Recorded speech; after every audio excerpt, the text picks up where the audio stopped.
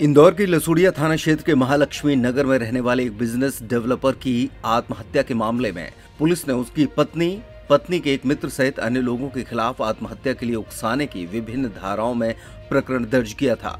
फिलहाल इस पूरे मामले में आरोपी पक्ष ने कोर्ट के समक्ष विभिन्न तरह के तर्क रखे और कोर्ट ने सुनवाई कर आत्महत्या से संबंधित तीनों ही आरोपियों को बरी कर दिया है। इंदौर के महालक्ष्मी नगर में रहने वाले बिजनेस डेवलपर हितेश पाल आत्महत्या मामले में नया मोड़ सामने आया है। हितेश पाल की पत्नी नीतू पाल, पत्नी के मित्र और भाजपा नेता कृष्ण राठौर और अन्य के खिलाफ लसूड़िया पुलिस ने आत्महत्या के प्रति उकसाने सहित विभिन्न धाराओं में प्रकरण दर्ज किया था।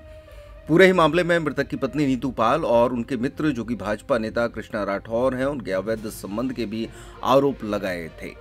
इस पूरे मामले में पुलिस ने जांच पड़ताल कर मामला कोर्ट के समक्ष रखा और कोर्ट ने मामले में विभिन्न तरह से सुनवाई करते हुए सभी आरोपियों को बरी कर दिया।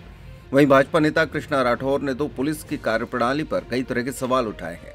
उनका कहना था कि मृतक ने जब सुसाइड किया उस समय वहां पुलिस ने ठीक तरह से जांच नहीं की। वहीं घटना के 2 दिन बाद एक सुसाइड नोट जिस पर 6 हस्ताक्षर थे उसे जब्त कर मेरे द्वारा लिखना बता दिया। साथ ही मृतक को मैंने एक गाड़ी भी गिफ्ट दी थी जो कि पुलिस ने जांच के दौरान हितेश की बता दी।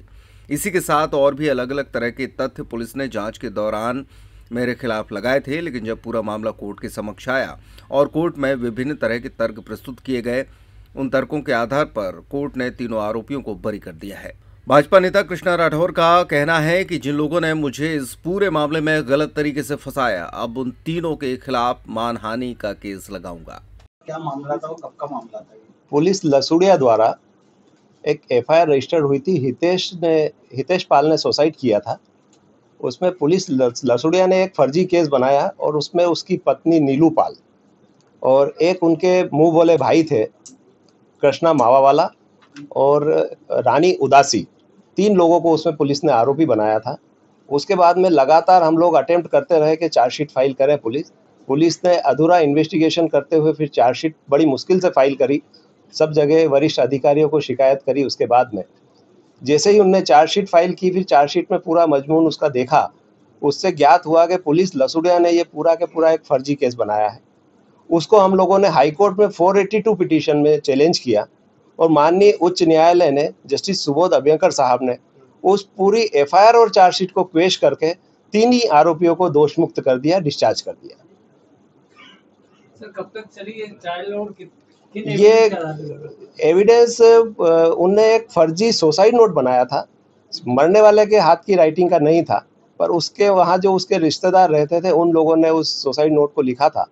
उस सुसाइड नोट को कोर्ट ने डाउटफुल माना और उसको रिलायबल नहीं मानते हुए इन लोगों को निर्दोष साबित किया। सर, दोषी अधिकारियों को पनिश किया कोर्ट ने? दोषी अधिकारियों के लिए हाईकोर्ट ने कोई वो नहीं किया है। आरोपी अगर ये चाहते हैं, जिनको डिस्चार्ज किया है, ये उसके खिलाफ कार्रवाई कर सकते हैं। एक गाड़ी भी गिफ्ट देने की बात सामने आई थी। हाँ, वो गाड़ी गिफ्ट देने वाली बात जो आई थी, उस पे कोर्ट की फाइंडिंग ये थी कि वो गाड़ी ऑलरेडी कृष्णा पाल के नाम पे ट्रांसफर हो चुकी है और कृष्णा मावावाला के नाम पे ट्रांसफर हो चुकी है और उनने पूरा के पूरा उसको फाइनेंस करवाया है और उसका पूरा जो इंस्टॉलमेंट है वो ये भर रहे हैं। किसने दिलाई थी ये गाड़ी उनको? वो लेने के लिए जब मृतक हितेश पाल साथ में गए थे, इनने स्पिनी से उसको फाइनेंस करवाया था। उस वक्त वहाँ पे स्पिनी के हमने सब सीसीटीवी फुटेज कलेक्ट किए थे। उसके अंदर ये आया था कि हितेश पाल वहाँ पे खुद शामिल थे और उस समय 10,000 रुपये हितेश पाल ने दिए थे और बाकी का जो अमाउंट था वो सब कृष्णा मावावाला ने डिपॉजिट किया था। इसीलिए वो गाड़ी पूरी की पूरी कृष्णा मावावाला के नाम पे ट्रांसफर हो गई। एक पुलिसकर्मी का भी नाम आ रहा था इसके अंदर। एक पुलिसकर्मी कुमरावत जी हैं, वो पूरा के पूरा ये कहानी जो मैनिपुलेशन किया है ये कुमरावत जी ने ही किया है और उनने इस वाले केस में सामने फरियादी पक्ष से मिलके ये झूठा आरोप इनके ऊपर लगाया है और इनके परिवार का जो वहाँ पे मकान में सामान था, एक सामान, वॉशिंग मशीन से लेके जेवरात, गहने, नगद पैसा जो था पूरा के पूरा वो ट्रक में भर के लेके चले गए। उसके भी हमारे पास पूरी डिटेल्स है। उन लोगों के खिलाफ भी हम कार्रवाई कर रहे हैं और हमने एक आवेदन पहले पुलिस को दिया था कि इन लोगों का जो ये सुसाइड का केस बनाया है, ये सुसाइड का केस नहीं है, ये 302 का केस है। इसके लिए हमने एसीपी अभिषेक आनंद को भी कंप्लेंट करी थी, डीजीपी को भी कंप्लेंट करी थी, होम मिनिस्टर को भी कंप्लेंट करी थी। तो कुमरावत जी ने उस पर कोई कार्रवाई नहीं करते हुए तुरंत उनने चार्जशीट, आधी अधूरी जो चार्जशीट थी वो पेश कर दी इवन यहाँ तक जानकारी आई है कि इनके जो मोबाइल फ़ोन लिए थे, वो मोबाइल फ़ोन की जांच रिपोर्ट भी नहीं आई है, उसके अलावा पहले ही उनने चार्जशीट फाइल कर दी। पुलिस पर कोई कार्रवाई मतलब पुलिस पे हम कार्रवाई कर रहे हैं। पुलिस के खिलाफ हम कार्रवाई करेंगे और टार्ट्स में इन लोगों के खिलाफ केस लगाएंगे और इन लोगों की जो मानहानि हुई है उसके खिलाफ भी हम अलग से प्रोसीडिंग कर रहे हैं। आपका नाम बताइए। अभय सारस्वत एडवोकेट। था जिसमें आपके ऊपर प्रकरण दर्ज हुआ था, कोर्ट ने किस तरह से सुना और आज क्या हुआ फैसला? फैसला 4-5 दिन पहले आ गया, हमारे वकील अभय सारस्वत जी द्वारा आया है फैसला, और मेरे खिलाफ 306 का एक झूठा मुकदमा बनाया था, जो कि मृतक के भाई राजेश पाल और राधेश्याम पाल ने बनवाया था। सुसाइड नोट उनने लिखा और मुझे प्रॉपर्टी, इनकी आपस में कोई विवाद चल रहा था प्रॉपर्टी का लेन देन का, उन्होंने पता नहीं उसकी हत्या करी है या उसके साथ क्या किया मुझे नहीं पता। मैं रतलाम था मेरे घर पे। लेकिन इस दौरान आप पर आरोप लगे थे कि आपके और उनकी बीवी के अवैध संबंध थे, आपने घर में टोना टटकी करी और उसके बाद उनकी मौत हो गई। कुछ जादू टोने। मैं हिंदू समाज से हूँ, तिलक लगाता हूँ, इसके अलावा मेरे पास कोई भी नहीं है। जय श्री राम अपन बोलते हैं, अपन कहाँ टोने टोटके करेंगे। पत्नी से अवैध संबंध के भी आरोप लगे थे। वो मेरी बहन है।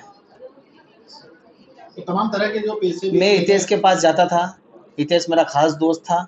हितेश ने एक पर्सनल फैक्ट्री डालने की कोशिश करी थी कि हम ये फैक्ट्री डाल दें, मैंने उसकी मदद करी थी। उसके भाई को हजम नहीं हुई चीज़ और उसने ये षड्यंत्र, अच्छा प्रॉपर्टी का षड्यंत्र था पूरा ये। सुसाइड नोट किसने बनाया? हितेश ने बहुत पैसा कमा लिया था, उसने एक बंगला ले लिया था। हितेश के पिताजी और हितेश के भाई लोहे भंगार का काम करते हैं, जो स्क्रैप का अटाला भंगार लेते हैं, और 15 साल बाद वो इस घर में आए और 15 साल में अचानक से ये केस हो गया। हाँ, लक्ष्मण पाल 420 के केस में मेरे पास आया था। हितेश बोले मेरे पापा की जमानत करवाओ, आपकी मदद चाहिए। मैंने 420 में मनासा में उसने 12 करोड़ का गमन किया, पूर्विया समाज की जमीन बेच दी उसने उसके नाम से, लक्ष्मण पाल ने। उसकी मदद में करने आया था। हाई कोर्ट ने कितने लोगों को बरी किया है? हाई कोर्ट ने 3 को बरी कर दिया, मुझे बरी कर दिया, नीलू को बरी कर दिया और रानी उदासी को भी बरी कर दिया। और नीलू कौन है? नीलू हितेश की वाइफ है और रानी उदासी उनकी भाभी है।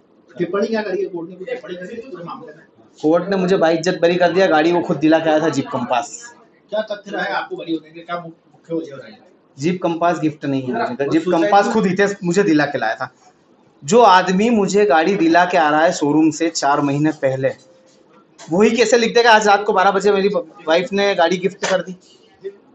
इसके अंदर सुसाइड नोट भी नकली पाया गया है। 6 सिग्नेचर है, 6 सिग्नेचर है सुसाइड नोट पे। मेरी छवि धूमिल करी भाजपा में, मेरे घर बुलडोजर चलवाने की कोशिश करी इन्होंने, मुझे पूरा ध्वस्त करने की कोशिश करी। अब जिस तरह से आपकी मेरी छवि धूमिल हुई है इस केस में पूरी। अब आप दूसरे लोगों पर कोर्ट जाओगे? दूसरे लोगों मैं मानहानि करूंगा। किन किन लोगों पे करोगे? राधेश्याम पाल, राजेश पाल, जिस में केस में इन्वॉल्व है उन पे मैं मानहानि करूंगा। ये लोग कौन है? राधेश्याम? मैं संगठन से हूँ, मैं हिंदू नेता हूँ। मेरी छवि धूमिल कर दी है, बस मैंने अपने आप को कुछ नहीं किया। बस आपका नाम? कृष्णा राठौड़, माओ वाला, हिंदू नेता, भाजपा।